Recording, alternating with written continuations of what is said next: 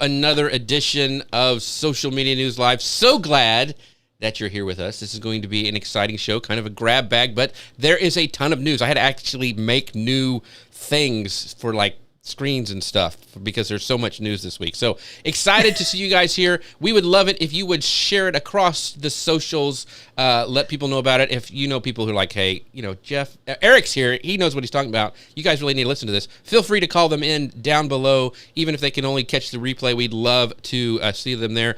And as we're going, we'd love to know about things that you think about, like the news we're talking about. Give us your comments. We'll pull them up on the screen. We want to talk to you. I want to give a big shout out to my friends over at Tailwind who are allowing us to stream this show over there. And by the way, if you're like, I always come late to this show every time, you can text us at 903-287-9088 and get a text reminder every week, 10 minutes before the show. It's amazing. That's how Eric got here today, because he was like, you know, taking a nap or something, and this came through That's how I get here every day. What are you talking about? He's still napping from the waist down. He's napping. So anyway, we have a great show for you guys today.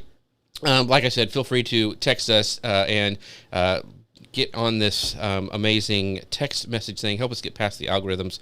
And by the way, I'll just wait. Grace, how are you doing today? I just wanted to say howdy. I am really good. I'm so excited to be here. It's like the gang is all back together again. So That's excited right. to have our friend Eric J. Fisher here. So, J. and I'm What does sorry, J stand for? Yeah, what John. does J stand for? John. Eric, Yeah, John. John. That's great. That's it. Yeah, so Danny says, on time today because I joined the newsletter. Ha ha. Hey, See? hey. You It get worked. extra points today, Danny, for doing that. I appreciate you signing up and joining as always. We appreciate always seeing your lovely avatar here in the comments. So, like we said, we got a lot of stuff to cover today. I'm going to go ahead and hit go on Amazon Live and hit record on the podcast player, and we will get started. Welcome to Social Media News Live. I'm Jeff C., and you're not. And I'm Grace Duffy, and this is the show that keeps you up to date on the world of social media. And today we're joined by our friend, Eric John Fisher. Eric, how are you today? I am great, and don't call me Shirley. I mean, wait.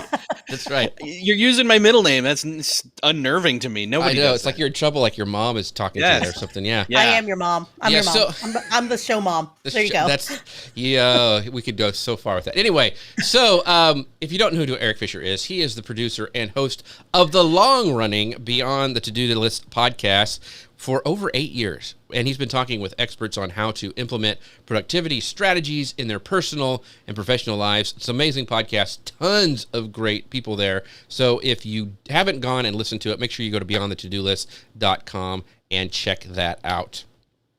Yeah. And so today, like Jeff was saying at the top of the show, today's a little bit of a mailbag episode. We had a ton of just random social media marketing news that we just wanted to jump in. And what better way to talk about than with our friend Eric here, who also keeps up in the world of social media. Mm-hmm. So, you know, as we saw this week, many of our friends were at various conferences. So we had Podcast Movement last week. And then I think Social Media Week Lima just wrapped up. That was with the Now Marketing Group with our friend Jessica Phillips running that. And we at Restream are headed to FinCon and Video Marketing World and Vid Summit. What events are you guys headed to this fall? I'm going to have my own event in my backyard barbecue. Is what I'm going to have in a little bit. No, but that's what we're doing this weekend. No, so Eric, what about you? What are your plans? I mean, I know you did some virtual ones. I know you went to Podcast Movement virtually. Yeah, I did Podcast Movement virtually, and I wanted to go to Lima. It was close, but couldn't make that work because first few days of school for my kids, and oh boy, was it a good thing I was here because things were broken and messed up and all over the place. So I became super dad and super husband, apparently. But that's good. Yeah. But I'm looking at what else I want to do in the fall, and I'm like, I don't know what's safe to do right now, but virtual still got some great options this fall that I'm really looking forward to. So yeah. So Jamie Samples, hey Jamie, thank you for stopping by. She says Social Media Week Lima 21 was awesome. So yeah, I'm glad. I was so much FOMO every year. I gotta get there sometime. So have you been, Grace? Did you go? I haven't because again, one of my kids went back to school this Oh, week, that's and right, yeah. I like Eric. I was really glad it's here because it's been with everything changing and I was just like, I'm glad I was here. But man, seeing all the tweets and the posts and my friends being on stage, it's like, oh, I want to go back to that so bad. So, but there's an alternative, isn't there, Jeff? There is virtual conferences, folks. It's all the rage. By the way, we have an amazing one coming up on September 13th through 16th. You can sign up now. It's from the people who helped sponsor this awesome show, Ecamm. They have the Leap into Live Streaming Bootcamp. Look at all these. Well, there's two bearded people on. You know it's good if you see two bearded people who are going to be speaking. Pat Flynn, who copied me and had to grow a beard, but. It's amazing. This is going to be so much fun. I'm going to be talking all about how to use live video to increase your podcast reach. Pat has been killing it. He did like a whole year of live video every day.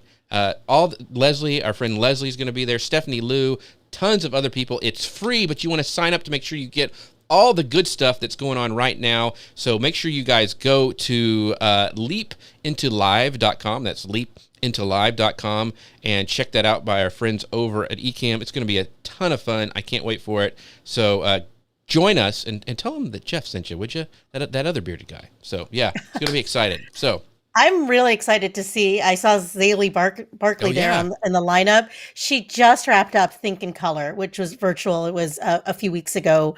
I did a session there on using live video to help grow your business, but it was phenomenal. In fact, I was going back to the organizers and said, I can't believe you're making me follow all of this awesomeness. Like, they're like, no, you're great. You're wonderful. I was like, oh, no. But if you get a chance to see Zaylee Barkley and the whole crew, and our friend Stephanie Liu is there too. I'm excited about that. And I met, Zaylee's from Dallas, isn't she?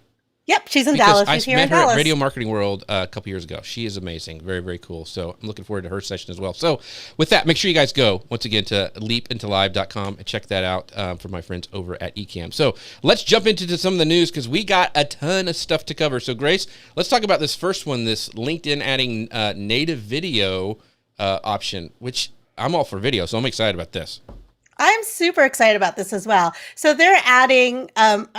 in the past, they've had third-party support for video conferencing. Like they've had partnerships with other platforms. And so this past week or two, they rolled out their own native chat feature, messaging feature, video chat messaging feature in their messaging tool there that they have in there. And so it was very quietly rolled out. So, if you don't know if you have it, go check on your messaging app. You should still be able to see there's an option to create a video meeting within a chat window. They also have the option to pick any of their other video providers if you want to.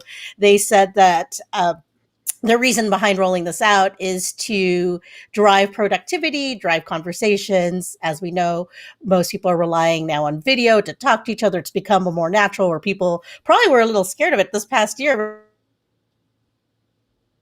Oh, okay. Thought that was just me. No, I'm glad. So Grace luckily froze. she was not in the middle of a weird face. But she'll come back. But as she was saying, luckily through this past year, we've been using so many video conferencing tools, Zoom, and there she is. Yeah. So many, but we've also been so used to video conferencing and bandwidth and camera and glitchy issues like this. So and Grace usually blames her kids being on Netflix, but they're in school, so she can't do that anymore. So I don't know. One of them is still home. Oh. And she's probably on Netflix. So, is my video okay? It's a little wonky, but we'll let you clear it for a while. I want to do a shout out to real quick. Let's see, from Tracy. She watches us over on Guy Kawasaki when we do a live show over there. She has joined us from LinkedIn going, hello, Jeff, mahalo. And so she asks also, who is this lovely lady? This is my co-producer and host, Grace Duffy. She's amazing from Restream. So that's who she is. Tracy, you want to follow her everywhere because she's also awesome, just like Eric. But Grace is awesome. Yes, she is. So let's talk about, we were talking about this, these new video things over on LinkedIn. So I don't know where you cut off at, Grace, but I think, Grace, what you were saying was through the pandemic, video conferencing tools have become very prevalent. And so I think that's somewhere where your thought was, and then you froze. So Oh, I'm I don't know sorry. if that Yeah. helped So I you. think it broke down. And I think people are used to being on video now. And so this is a natural extension of of LinkedIn's chat feature. But the one thing that in their quote about it was that they want to roll this out to keep people safe. So I think there's also an added measure of security there where you can have these one-on-one private conversations within LinkedIn without having to leave the app where you're probably already talking to people, or the platform where you're already talking to people anyway. Yeah. So I like this idea. So I like one. I've loved LinkedIn. Luckily, we were able to get in for this show. We have a lot of people watching, like Tracy over on LinkedIn was saying hello to us. So I love being able to go live on LinkedIn. I love video on LinkedIn. I love, especially for, we talked about a couple weeks ago, the Great Recession was happening. Everyone's, trying to update their job, get a new one. Being able to do this, I think being able to connect with people directly over on LinkedIn, like, there's so many things. I can't wait till people like Vivica von Rosen over there, get strategic about that. So how could you be strategic with connecting with people with video? Right now, it looks like it's just one-to-one. Like if I need to talk to Grace and like, hey, I hear you have a job opening, I won't shave my beard, but I would like to apply. So just to see what they would say about that, so I think that kind of stuff is really, really cool. What are your thoughts, Eric? Yeah, I mean, I at first I was like, do we really need this? But as I've thought more about it, I'm thinking, well, they're saying safety, and I think there's a certain amount of potential increased safety by being able to do video calls with people that you're already connected to. In other words, Right. you already vetted them, or at least I hope you did, because Right. I also remember that a lot of people just accept any connection request on LinkedIn instead of real connections with people they actually know or even passively have somewhat known. Actual acquaintances. I try to keep it strict on LinkedIn for myself in terms of connections. Mm-hmm. Actual acquaintances that I've had conversations with, or people that I know really, really well. Lower than that, it's like, hey, I just found out who you were, and so a video message from them, maybe not, Right? Because think about it, Zoom's become so I throw the word Zoom out there, but I mean, because that's the word we use. It's kind of the Xerox of live video, or at least live video meetings, right? Zoom has become, Zoom fatigue is the term. It's not Skype fatigue. It's not Slack video message fatigue. It's so, but I do think that, being able to, if you're a robust LinkedIn user, which some people are, being able to jump on a video call instead of just an audio call in the safe, secure setting of LinkedIn proper actually has a lot of appeal to it, I think. Mm-hmm. I agree. So Martin says this, he goes, LinkedIn Live generates significant rewards for my brand and my business. He's watching over from LinkedIn because we're going over there on LinkedIn Live. But Martin, I would love to know what you think about this. Will you be using this video meeting tool over on LinkedIn? And on this, the topic of live video, we have another a little addition to our news is LinkedIn expands these video creator tools with this Jump Rope acquisition. So LinkedIn has acquired how-to video app Jump Rope as part of its focus on expanding video tools on its platform. And so in this press release, the purpose is to develop new on-platform creator tools for users to share professional skills on LinkedIn Learning, which is pretty cool. The app, which describes itself as the best place for anyone to create a how-to and export it to every social platform. So I'm really interested on how that's actually going to work. But it's supposed to enable users to create step-by-step tutorials using video and still images with preset formats and overlays. With this acquisition that has been signed, the Jump Rope team will now be working exclusively on LinkedIn tools, intending to build upon its creator products. So Jump Rope, in a press release that I read this morning, is going to sunset its platform and apps on August 20th, 2021, so about a month away. So I think this is pretty cool. I'm really interested to say, like, it reminds me a little bit, do you guys remember when everyone was using the SlideShare for a while, where you were making presentations, you were uploading the SlideShare, but LinkedIn was able to use them and people were getting a lot of traffic from this. If I can create live video 101 course on this platform and then share it over to Facebook and there's the couple questions like, how easy is it going to be to share across different platforms? And I know people are going to ask, how can I monetize this? So what are you guys' thoughts on this? Well, I like that it's exclusive, and we haven't seen it roll out because Jump Rope is still, Right. I think they're Working not on it. closing down until the 20th. This was just announced this last week, so I don't exactly know how it's going to be facilitated, but I love the idea that anyone can create these tutorials and the how-tos, which of course is the best performing type of videos, at least that I've seen when it comes to business content. Yeah. Eric, did you use took Jump a Rope look. at all? I didn't at all. I was unaware of what Jump Rope was, but I took a look at, what their existing tool set, skill set, options were, and it's pretty impressive. I mean, what they've got and how they do it. I've got to say, it's almost like a lot of people are familiar with Canva and the templatation of Canva, making it super easy to use. It feels a lot like that, but with not just still images, but like video and being able to plug and play just different things. It feels like a really cool tool in and of itself. And so then LinkedIn acquiring them and inserting them into the LinkedIn creative toolkit makes me a lot more excited about creating things on LinkedIn. Right.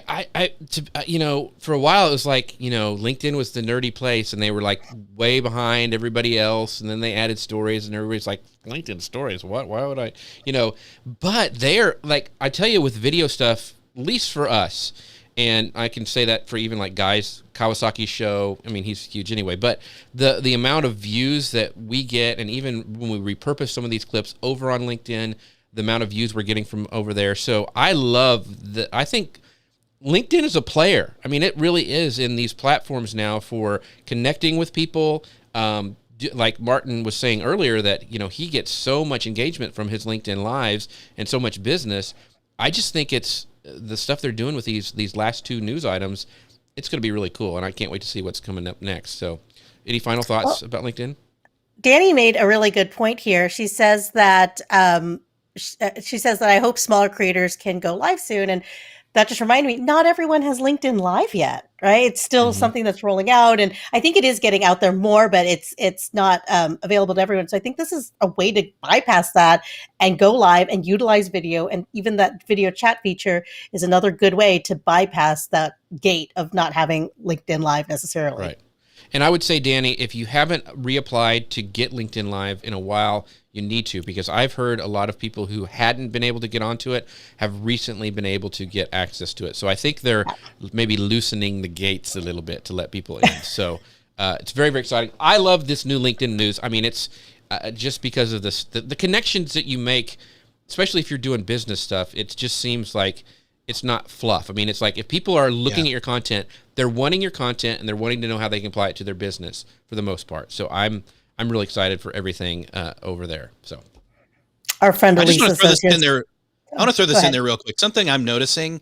We've all three of us have been doing social media for a very long time. I would say that one of the places that if you're not really digging in with a real strategy, LinkedIn is. Like if you're starting from scratch, I would do Twitter and LinkedIn and probably YouTube along with my podcast. That's kind of new to me to say LinkedIn would be part of my definitive strategy. So yeah, I'm just the connections and the comments that I'm getting over there are amazing. So Elisa, so people were asking, how do we apply? And Elisa, she's awesome. Thank you, Elisa. She put the link in there to, if you guys go to that link, I know it's hard to see, but just if you're listening to the podcast, if you Google how to apply to LinkedIn Live, you'll get this address, and you can go there and apply. It does take them a little bit, and I was rejected a lot before I finally got on, so keep it up because I think they really are letting people in. Yes, you get rejected a lot. So. I do. I mean, I'm surprised I ever got married. I really am. I mean, mostly by me. Yeah. It's mostly me. But did Eric going to take my call or not? Right, exactly. Yeah, if you can apply to be my friend again if you'd like, I might approve it this time. Very, very true.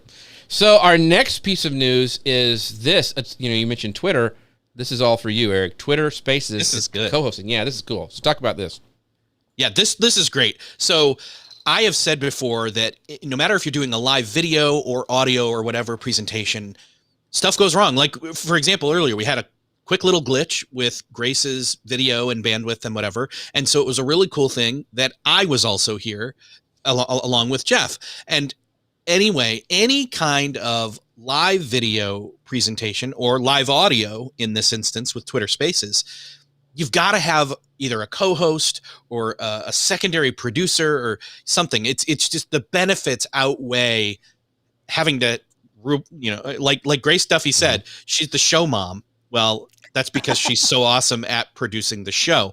So being able to have somebody there to be able to bring people up onto the stage or to be looking and have authority to actually make changes in the live broadcast, whether it's audio or video or whatever, but being able to have somebody co-host and give them admin privileges is just, at this point, it's a no-brainer. For every single live video tool that's out there or social audio tool that's out there, get used to it. Like, add this feature if you haven't already. We need to have more than just the person that's on camera have the admin privileges, because it's just a necessity for the sake of backup and run of show and all those good things that make live video and audio amazing. Yeah, exactly. So our friend Dustin Stout is in the audience, and he goes, Spaces! So what do you think about this, Dustin? Do you think this is a good thing? Like you said, Eric, being able to have this, I mean, that's one of the reasons I like to do shows where I have a host or a co-host with me that, like, I can switch between, get a drink of water. I always try to get Grace when she's drinking or something happens, because I can see her camera. But being able to move things around and change screens, I think helps people keep people engaged with more faces on there. But I love this idea. I think we're going to talk about Clubhouse in a little bit later. But I am just all for the more you can do. I mean, there's all sorts of cool stuff that they're rolling out too. So, I mean, I'm excited about all this stuff. Grace, what about you? So I think we should also mention that they limited this to 2 co-hosts, right? So you can have 2 co-hosts. So you could have the host, 2 co-hosts, and then also 10 speakers. So they're widening that table of people who can speak within spaces. And then you can also promote people and, take people off the stage and on off. So I like that. I like that functionality. Yeah, and the other thing about this is a couple things that they were able to do with this. One of the things that they were doing inside of Spaces, they have that new Spaces bar that I think Eric mentioned, which is kind of weird. They took away fleets and they added this. So, and Grace put in the note. Yeah, go ahead. What's their names? It's the space bar. It's the space bar. Come on, it's obvious. Yes, the Space bar. I love Twitter. When I heard of it, I thought of Star Wars, the Mos Eisley's Cantina. Like, you go to the space bar, dun, dun, dun, dun, dun, dun, dun, and have all your space friends. See, that's how much of a nerd I am. So let me bring up some comments. Dustin says, "Love Spaces, love the progress they're making." Yeah, I like this too. They're rolling out stuff quite a bit, especially with the co-hosting. So he laughed at the Spaces bar, and Gary really enjoys Spaces as well. Okay, here we go. Much more so than Clubhouse. So, Gary, let us know down below why you like Spaces better than Clubhouse. I'm really interested into why, because there is a little bit of, some people are still into. I know Dustin loves Spaces way better than Clubhouse, but I'd love to know you guys' thoughts on why Spaces is better. So, the other thing that they were able to do is they also, in this new release, they added hand raise emojis to signal questions in Spaces. So this is available to speakers, hosts, and these co-hosts now, which enables speakers to signal that they have something to add to the discussion without interrupting the chat. So speakers can switch on the raised hand, which will appear at the top right of their profile bubble in the space. And unlike these other reaction emojis, the raised hands will not disappear and will remain present until either the user chooses to switch it off or they unmute it, ready to speak. So that is cool, because you could go through, like you said, okay, I'm going to answer everybody's question, just one question, and you could go through the list and you could see who you've toggled that have spoken, or go through your entire people who want to speak. I think that's really, really cool. So that's awesome. The last part of the Spaces news is they have added a voice transformer tool. And the idea is that by providing more options to control how you sound, it could make people feel more comfortable engaging with spaces while also providing a fun, engaging option to play with in the new tool. So the only reason I see this is like if you're a journalist and you're having like Deep Throat come on and like spill the gut, you want to disguise somebody's voice. Otherwise, it's going to be all these junior high boys sounding like Optimus Prime is what it's going to be. I mean, what are your thoughts on this, Eric? Because yeah, I when they say voice changer tool, and there's like to make you feel more comfortable, I'm like, so making me sound silly or weird is supposed to make me feel more comfortable. I thought it was going to maybe give my voice more of an NPR feel, like more of bass, increase the bass boost or something, right? To give more presence and have it feel less conspicuous or something, or less wispy like this or something. I don't know. So yeah. I can change my voice without an app, I guess. Right. Look at you. You are multi-use. That's right. So I can even do my Kermit the Frog impression. Sorry. Oh gosh. Or, we jumped the frog. We jumped the yeah. We jumped the frog. So Gary says he really enjoyed. Oh, he already said much more than Clubhouse. I don't know what Dustin's saying. The Nest is still my favorite feature. Do you know what the Nest is? I don't know what that is. That means. Drop us in the chat. In the chat, Dustin, what the Nest is. I just don't know. And Elisa says this. She's watching over at YouTube. She goes, Clubhouse is just another place you have to log in and check. It's a pain. And we're going to talk about some Clubhouse news at the end, but I haven't been on Clubhouse since they have done even the new messaging thing. Still haven't been on there. Danny says, I like Twitter Spaces better because I'm allowed to use it. Now Clubhouse now has a Android version app, too, yeah. but they did shoot themselves in the foot for a long time not having that. Sabrina says, hey, Sabrina, I love Twitter Spaces. I am over Clubhouse. So she's over it. Guys. Okay, Jim, Jim, pull up Jim's comment. Okay. And Dustin also. They both. The Nest is apparently. See, I didn't know it was referred to as this. Not that one. Oh, sorry. Jim. They're talking about the Nest, not the Star Star Wars. Wars. It's a tweet at the top of the space. Okay. It's where you pin tweets and you can have tweets in. See, and that's another reason why I like Twitter Spaces so much better than Clubhouse, is because you can pin specific pieces of content to actually interact with there in the instance or in the room, I should say, versus the Clubhouse, where it's just like, you're lost. So anyway. When people can come in and have a context for what you're saying. So I think that's awesome. Yeah, Emer says she Spaces to Speak is a great to have audio on Twitter. She likes it. Dustin goes, the voice changer is dumb. So we should multicast to Twitter Space, see what happens. A lot of podcasters, that was a big thing when it first started with Clubhouse. That could be a cool thing. We are actually this show goes out to Twitter video. I don't know, what do they call it now? Because Periscope's gone. It still goes out. It's called Twitter Live, but they haven't changed it. Twitter Live. Twitter Live. Twitter Live. I'm sorry. Yeah. And so because they still haven't changed the Periscope branding. So if you were to go into Restream, you still have to link to Periscope, and it confuses everyone because they're like, well, there's no Periscope. I'm like, just connect. It's fine. This is a great question. Do Spaces stay around after you finish the broadcast? No, they leave. They are, but I have heard that they're figuring out a way maybe to download even maybe a transcript and recording. So I think that's going to come because it's built on Periscope's platform, and Periscope saved video. And so it's not hard to turn. I mean, eventually they were able to save video on there. You can go watch a replay on Periscope.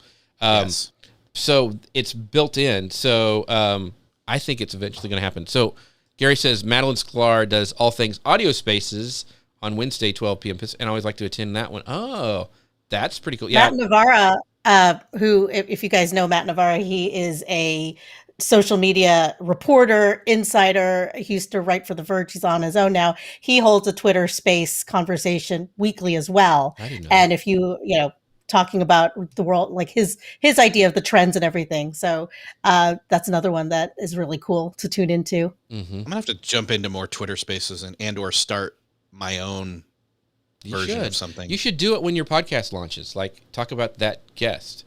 That's what we do with Guy's live show, and people really like to talk about that. So that would be kind of cool. So I tune into that even. Have you talked at all about last week? There's what's his name? Mark Cuban, and the Fireside thing. We haven't talked about that. Yeah. Okay. That's another one that's coming. You have to have like a beta release or link or whatever.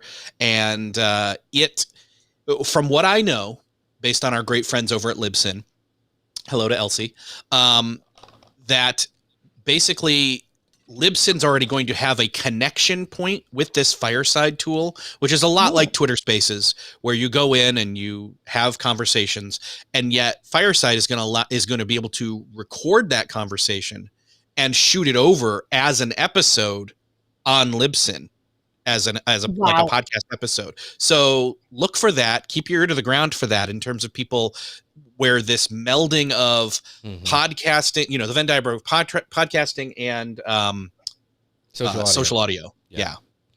It'll be interesting to have that. I mean, when Cuban, I'm excited because he's all for it and he's putting a lot of resources in it. So it'll be interesting to see what will happen with that. So our next piece of news, remember we've been talking about Clubhouse, and most people, according to our, unscientific poll, don't really use it anymore that much.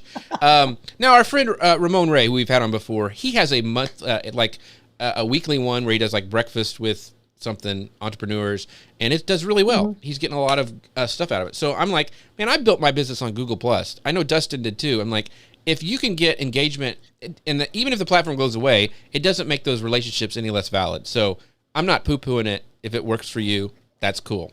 But Clubhouse has reached 660,000 daily rooms. Grace, what say you? Yes, the news is that they did have a little bit of a slump when Twitter Spaces rolled out this last, I believe it was March or between March and May, right? And so Clubhouse became focusing on all of its efforts to expand its viewership and user participation. So at a weekly town hall this past week, the head of Clubhouse revealed that it's now facilitating over 600,000 rooms daily within the app, with a significant increase from just 300,000 in May. So doubling the rooms per day, right? And so much of this growth is actually outside of the US. It is in India, where many of those 300,000 rooms that they added on are being created within the last few months. And they've also started fueling growth in India as well, with some India-specific creator funding. They also rolled out to Android very quietly. I think people were like, at the time, people were like, yeah, it's on Android. And other people were like, I don't care. So a lot of that growth is being fueled by them expanding it. Mm-hmm. An interesting thing, you mentioned India. So they're also really getting a lot of new podcast growth over there. I've been seeing a lot of Spotify users. A lot of people who listen to this podcast are from India. I'm seeing big growth there. It's really interesting that a lot of people are saying that is the next big market. I even was listening to Lou Mangello's podcast this morning, and he had a former Disney exec, and that one of the questions was like, if you could do anything, where would you put another Disney park? Where do you think it would go? And India is on the short list because the users are there, things are starting to happen. So I just have a feeling we're going to see more and more of that. But it's interesting that the growth is coming. A lot of that is from India. And also part of that platform's growth and expansion into an improved user experience, Clubhouse has announced it's reducing the number of notifications sent out to the users down to 1/3 of the current volume. The first thing I did with Clubhouse is turn off those notifications because they were bonkers. You would lose your day if you left those on. And some other new improvements to its back channel. They're doing some improvements to their back channel's messaging service that they rolled out, I think a month or so ago. And it includes the possibility to side swipe to start a chat thread with a room speaker, which is kind of cool. And since the launch of back channels in the middle of last month, 1.2 million unique users have sent 100 million messages. And so they're also adding a new archive option, which is cool. And they've made changes to club management. So club followers will be removed as an option, with only new clubs only able to have members instead. They're also introducing a new leaders role to help maximize club engagement. These new roles and labels will favor better management of the communities within the app. So I'm all for, I think one of the things is what's going to happen is Twitter Spaces is going to look at some of this stuff and see what's working, and they're going to implement it really, really fast. And so I think competition is a good thing no matter which way you look at it. So, and we haven't seen a lot recently in terms of Facebook's version of social audio, but I believe that there's inklings, or better yet, rumblings kind of happening sooner rather than later. But yeah, like you said, Jeff, all this stuff is kind of the stuff that's unique to Clubhouse. And it's like, well, what happens when that stops being unique? I know we've got our gung-ho Clubhousers, but Right. I'm not one of them. Lisa goes over there and does some Pinterest stuff, I know, because I've joined her in a couple rooms. And she's clicked on the send fewer notifications option. She did it this morning. But she said they really needed that chat option. So I think that's really, really cool. Because that was one of the things we talked about. It's like when we were there, it was like if you were a speaker, it was one to many. But when you were a listener, you couldn't do anything. And that was the appeal for Twitter Spaces, is you could tweet, you could, direct message inside, when that was going on. And so it was a little easier. So I agree with that, with the chat option. Yeah. So. Well, and I mean, the hottest question, because social audio, of course, took off over this last year, is like, what is the future? And I think, me personally, I think that it's going to come down to finding a day-to-day use case. So virtual events, news discussions, we just talked about podcasting, using as an extension of your other social media efforts as a way to connect with your community, watching TV real time, which is, by the way, that's how I used to use Twitter, like maybe a decade ago, was we would all watch, I don't know, Mad Men would come out on Sunday night and you just tweet. And that doesn't happen anymore because everything is on demand. I mean, or you're binge watching something, you're not necessarily on the same. I think live sports is probably the only space, or concerts, right, are the only times that I would see that happening.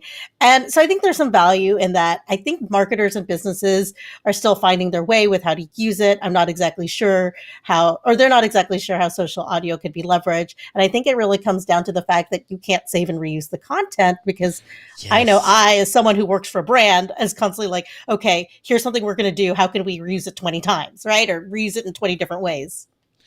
I think they have to start. I mean, I get that it goes away. I mean, and the live thing is cool. I mean, we're doing a live show. I'm like, Gary, can you pull up his comment? Exactamundo, Eric. So yeah, I mean, we can do cool things like that. And that's only available for people who are live. They can see it when they watch the replay, but it's a different experience. I think they need to open that up for social audio. I mean, I think Twitter Spaces will probably be the first one. Clubhouse needs to do that, I think, to stay relevant, because it's just like YouTube. When you go live on YouTube, it's really cool to be there. You can interact, you can do super chats, and they can answer your questions. But there's still value that I can go back and watch a live that Nick Nimmin did when he was talking about how to be, start when you're doing YouTube. And so I think that, you can have best of both worlds. I think they're limiting themselves by not having that. So many people. Think about this. When it comes to webinars or live video sessions, how many times the opening kind of salvo of questions are, is this being recorded? Can I watch this later? Right? Yep. Like most people are not available when you're doing your thing. Like most people are not watching this live. I contend probably a lot more people are watching this and or listening to this after the fact, because we're all busy, but and we're all used to TiVo. We know something's happening. We know we want to watch it or experience it, but we also know I'll do that on my own time when I can fit it in. Right? Yeah. But the things you really love, and we love every single one of you who are watching live right now, like Sabrina shows I so much value to go back and watch a session. Very, very true. And Dustin says he's watching this live just to be sure. Yeah. So, but we're live.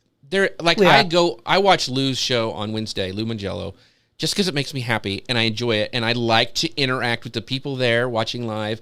And, there's something about when Lou brings my comment up on the screen, I'm like, Lou, he likes me, and it's the same thing when you go live, you see your face on there. So it's very, very cool. I think there's a place for both. And I think the apps that don't do that are really missing out. So I'm off my soapbox, but anyway, I think you guys know how I feel.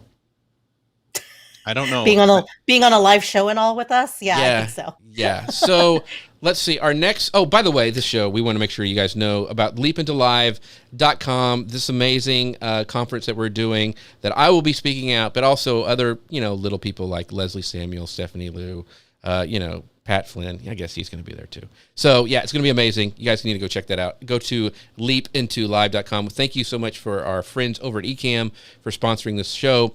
And also, by the way, I have a couple spots left opened. You guys, if you want to talk about live video or about podcasting or about, like Eric just wants to talk about Batman, I'll do all that stuff, but I have a couple spots open for some consulting. You can go find out more about that at calendly.com/Jeff C/SMNL, Social Media News Live. So calendly.com/Jeff C, that's JEFFSIEH, I before E, especially in C/SMNL. So there you go.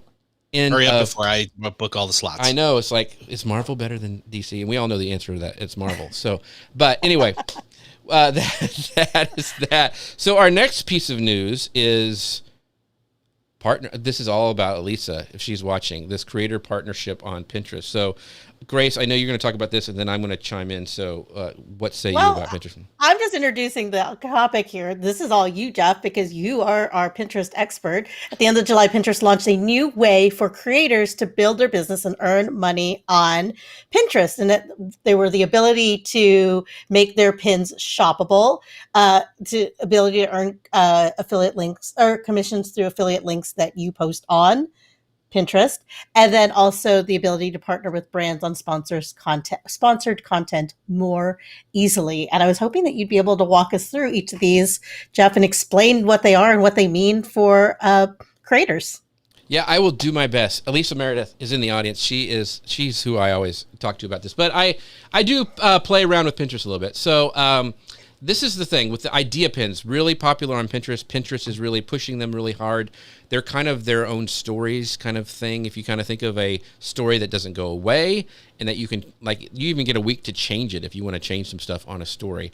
Kind of same thing, has panels that go across. The big thing that we always had issues about with idea pins is there's no link back to, like, if you're trying to drive traffic to a blog post or something else. And so it only went back to your profile.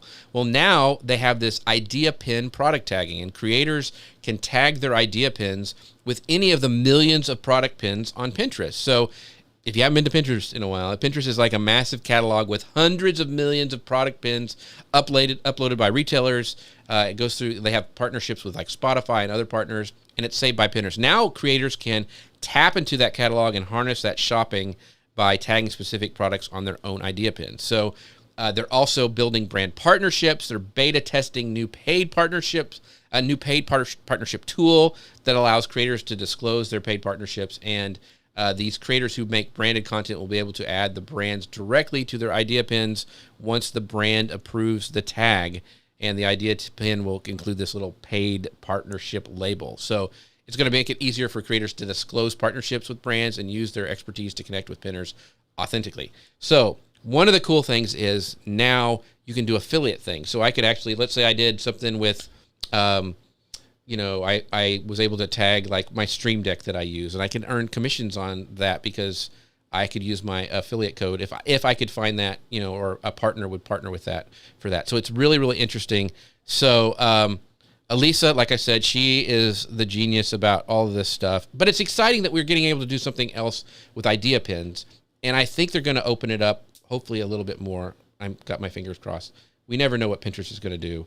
But the other thing is, we talk about this branded content and like having a paid sponsorship tag. We've talked about it on like Facebook has to do it before. But it's really important for the FTC to disclose this stuff, because you can get in deep trouble if you don't do this. So it's a good thing. It's kind of boring, but it's still something you need to do if you have a paid partnership with somebody else. So Absolutely. And Elisa mentioned that there's 3 different affiliate programs that you can tag to. Elisa, Can you drop what those are? Because I know that different companies have affiliate programs individually, but they're all kind of go through a marketplace. And I'm curious which ones those are. Yeah. And if you want to connect with Lisa, because she's got courses and all sorts of cool stuff, she does a lot of consulting. You can find her at elisameredith.com. That's ALISA Meredith.com. So check her out. So that's the Pinterest news. Anything that gives, us being able to sell our own stuff on Pinterest or have links in the idea pins, I think it's a good thing. It's a good passive income, right? Because the longevity on Pinterest as well is like, I'm still referring to pins that I pinned like 5 years ago, right? Yeah. I'm still going back to them all the time, getting new ads. and we still get traffic. I still get traffic from a lot of stuff that I pinned a long time ago too. And that's the whole thing is a lot of marketers use it is because of the long-term traffic.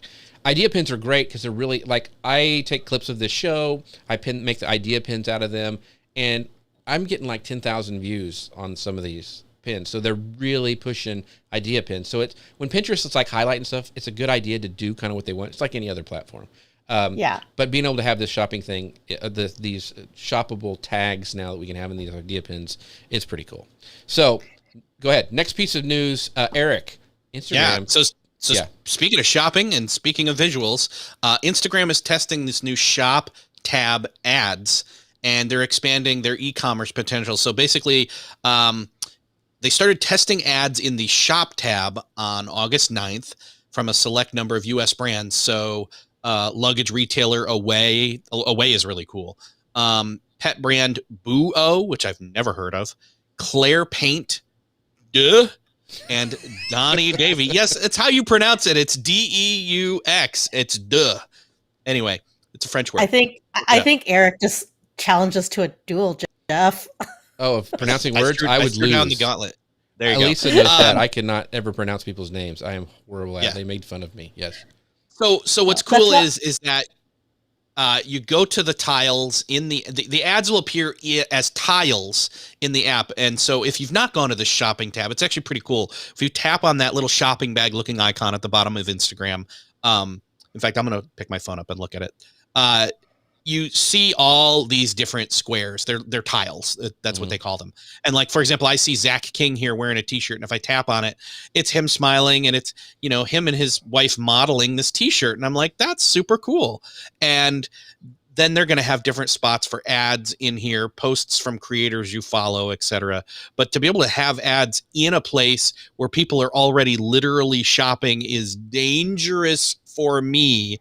Because like I've said before, Instagram is the place where I will have the impulse buy happen way more. It's because I'm visually stimulated by products in Instagram, I guess. I don't know. I have gotten so many apps. I get so many apps or like video editing tools and stuff from they know me so well. And I'm like, oh, and you see it like the effect that it happened, that it does. That's the thing. It's like it shows you like, this is when you use this is what happens. And you're like, oh, I must have that. And I usually end up buying it. So by having the shopping tab that really allows you to just start to dig in on people promoting their products with great visuals to begin with. Then if you're promoting a product in there through an ad, like it's prime real estate. So this is really cool. Yeah. Dustin goes, visual marketing for the win. Yes, exactly. So a couple of things. Lisa did drop in the different three types in the chat. So it's shop style, collective, reversion, and raccoon. I can't ever say that. See, I'm great at Rakuten. Yeah.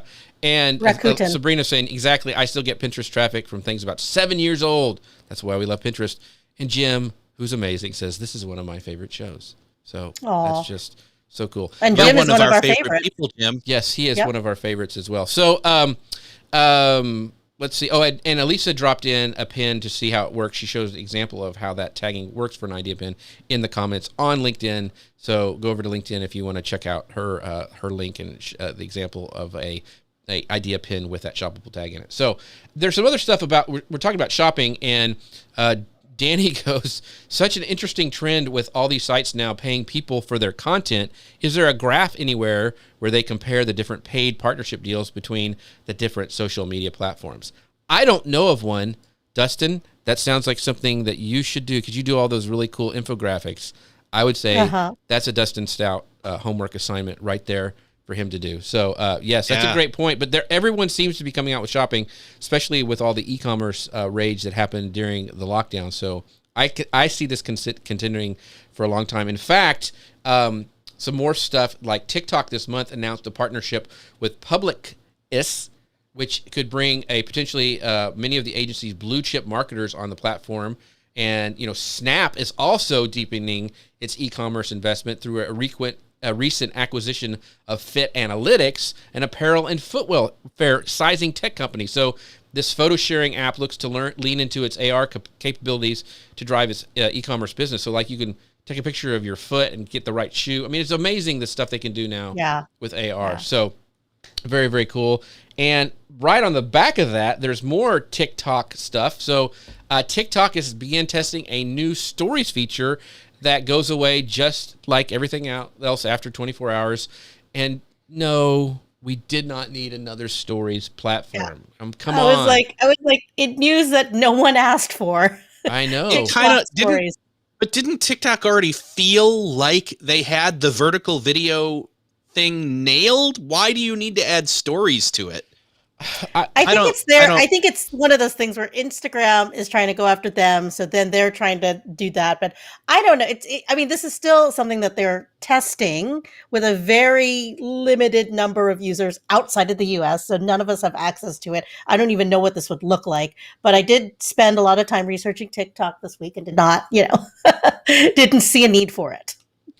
So I'm scared that they're going to make, because my daughter actually goes, I heard her scream the other day, and she was like, I go, what's wrong? And she goes, there's too many ads on TikTok. So she's a heavy TikTok user, and I'm scared it's going to get bloated. I feel Instagram is really bloated.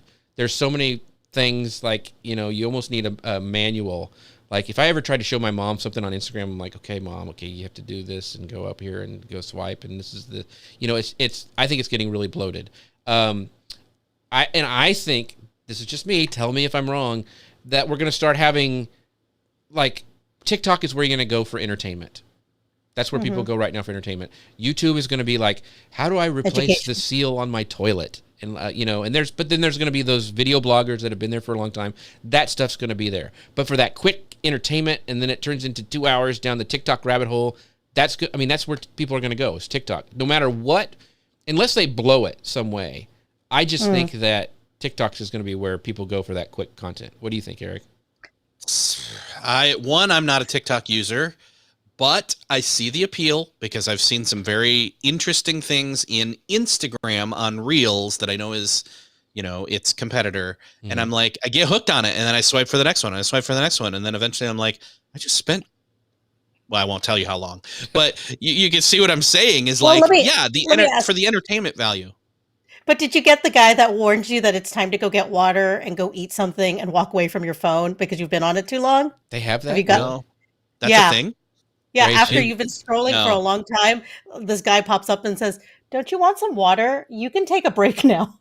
Yeah, how do you not know that I've been, That's hydrating scary. This whole time? Because I've been on TikTok for 2 hours. I could have been hydrating, right? Well, Jeff, do you remember when we had Peg Fitzpatrick on, the brilliant Peg Fitzpatrick, and she was talking about what is the number one piece of content on Instagram? Do you remember? I remember, but I don't remember what it was. What was it? Stories. Oh, yeah. Everyone's going to stories. Right. Yeah, what is the first thing you do when you get on Instagram? You're on stories, right? And sometimes I forget there's a rest of that. So I think TikTok knows this too. I think they're trying to take advantage of that pattern, that habit as well. Well, okay, so let me spin this. I wasn't necessarily poo-pooing the idea of stories on TikTok.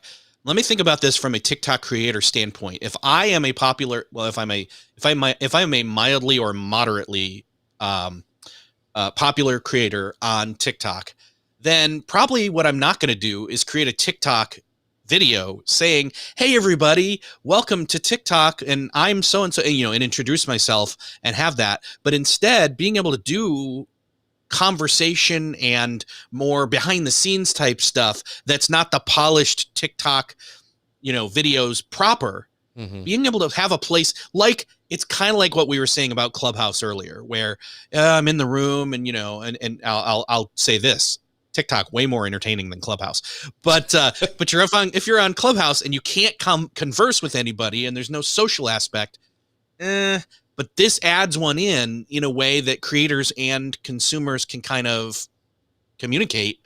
Maybe that's not a bad idea. Right. So I want to bring up some comments because people are going, I think this is Jen Cole. Stories on TikTok, wild. So yeah, more stories content. Sabrina, in all caps, by the way, says, there are too many ads on Instagram, but I buy from the ads, so maybe I'm causing the problem. So you're part of the problem. You're part of the problem. And this is an important point.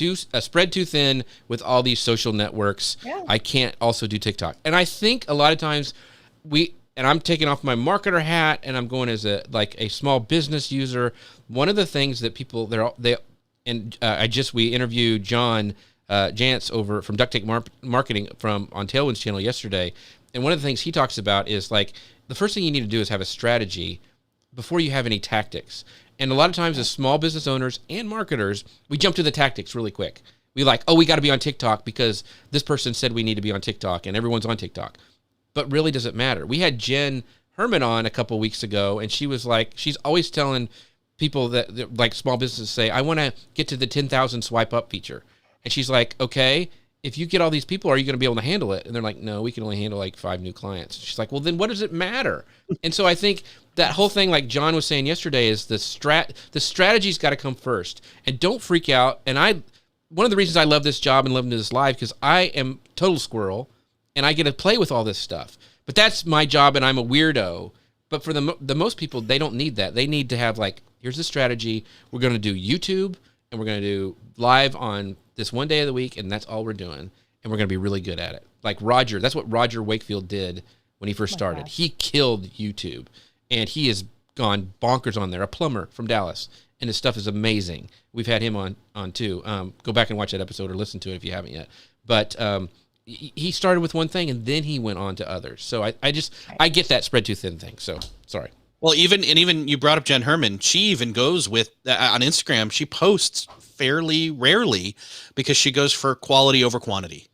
So yeah, Gary goes, yes, totally plumber Roger, and he's killing it right now in Wakefield because he's doing kind of the Mike Rowe thing where he's really wanting to help the trades out, the tradesmen, and he's killing it on there with his LinkedIn lives that he's doing. So, but he established that base first on YouTube, and then he went from there. So anyway.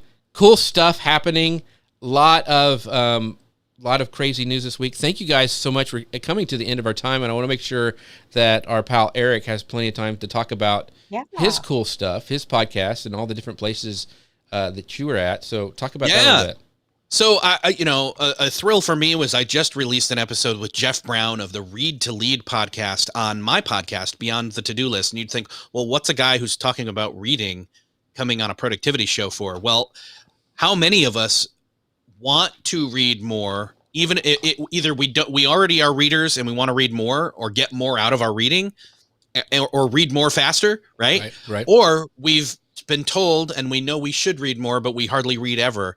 We talk about those things. We talk about how to, one, improve your reading speed, improve your reading comprehension, how to, tips and tricks and hacks as to how to get more reading done and how to read more and get more out of it, and why reading and feeding your mind is just one of the biggest game changers for you, especially in this creator economy, and especially when a lot of us suffer from imposter syndrome.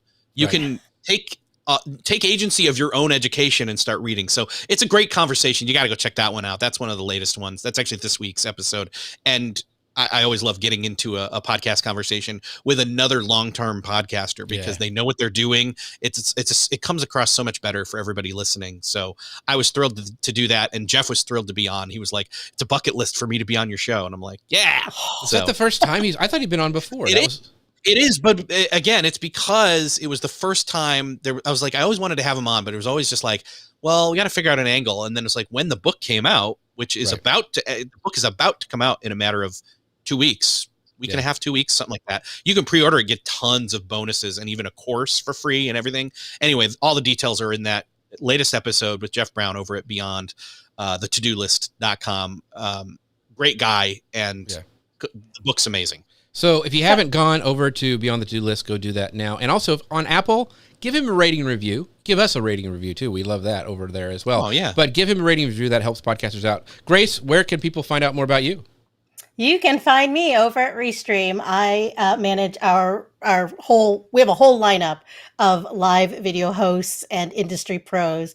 We have a show probably on every single day of the week on how to get into live video. So I'd love for you to check out Restream's YouTube channel. You can just search Restream.io on YouTube. We also have a fantastic Facebook community.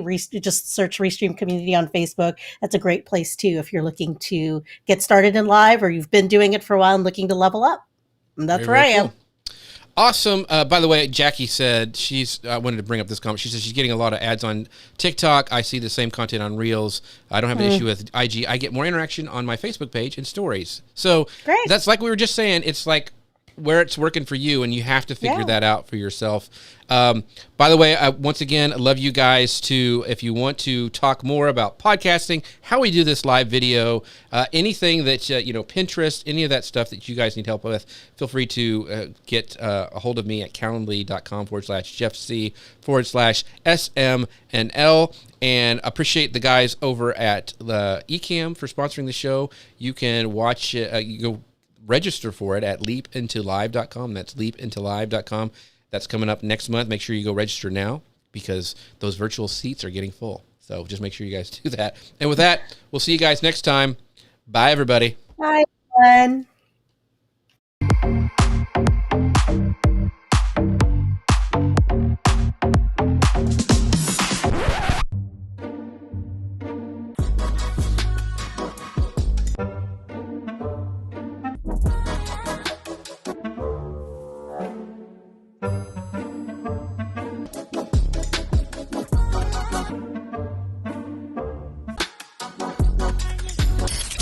Are you ready to take your content to the next level? The live streaming market is booming, but with so many options out there, it's hard to know where to start. You've heard about doing live video and other video content on platforms like LinkedIn and Facebook, but you're not sure how to make the most of this or how this is going to help you with your business.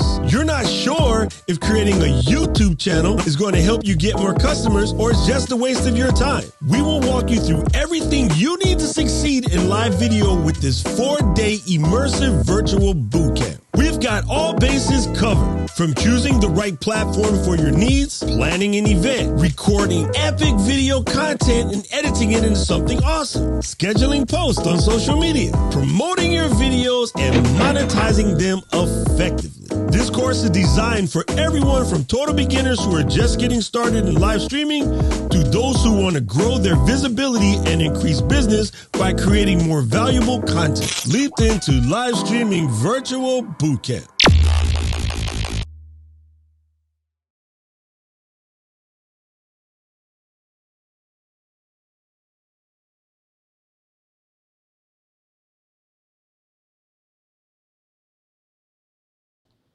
All right, we're still here. So thanks everybody for watching. If you're still watching, thanks. Isn't that a great commercial by Ecamm? I love that commercial. Oh I my think gosh, great that job. was- Good job. I mean, I was like, That yeah, was it's really long, good. but I really like it. It's really good. With Diana at the beginning, she's hilarious. So I think that's a good one. So thanks everybody for watching. If you guys, Gary and everyone else who watched today's show, appreciate you guys. Jackie, Danny, Yeah. Sabrina, who's always here, our biggest Yes. fan. Yes. Love having you there in our chat. Elisa earlier said, "Is Snapchat still a thing?" And it's funny It because is. it grew Yeah. its daily active user base up 26% over last year. I looked Yeah. that up real quick while she said that because I was like, I'll throw that in if we Yeah. get to it. But I just wanted to bring that up. One of this is Hilarious. the other one of my pet peeves is there's a lot of reports that go out there that rank like who's watched, what you should concentrate on, this platform has more users, so forget about the other ones. There's reports that come out every year. And the problem is either we're not looking at the right data. You know what I'm saying? It's like, Well, I you really also like have to- looking at like Edison Research because he's looking at the consumers. What are consumers using?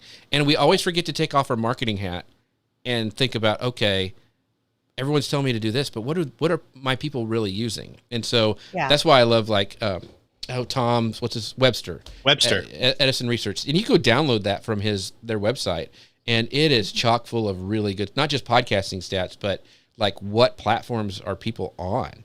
Like, I mean, he's saying that like Spotify is neck and neck with Apple podcasts. Yeah. I mean, it's crazy. So anyway, It's actually bigger.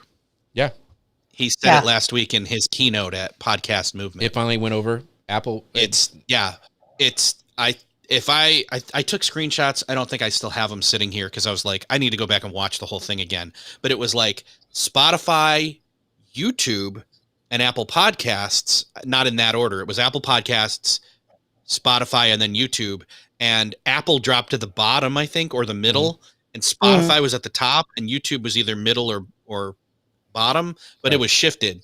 Ultimately, the main point is, one, people are trying to listen and discover podcasts on YouTube, which up till this point I've been like, ugh. Now I'm like, all right, I'm gonna have to figure something out with YouTube. Yep. And then for discovery's sake, and then two, Spotify is Spotify is active and doing things in the space, whereas Apple's been active recently, but they've had bugs where like, oh, my most recent episode not showing up in Apple Podcasts. We quit getting the app being buggy. We missed 2 months of ratings and reviews. They just weren't working on guys. Guys podcast. So anyway, don't want to keep you guys anymore. Sorry, we just had to discuss some more after that commercial. Thank you guys for watching. We will see you guys next week. By the way, we have Jim and Chris on from Dealcasters next week. We're going to be talking about some really cool stuff with Amazon Live and some other things. So make sure you guys stick around for that. We'll see you guys next time. Bye, everybody. Bye, everyone. Bye.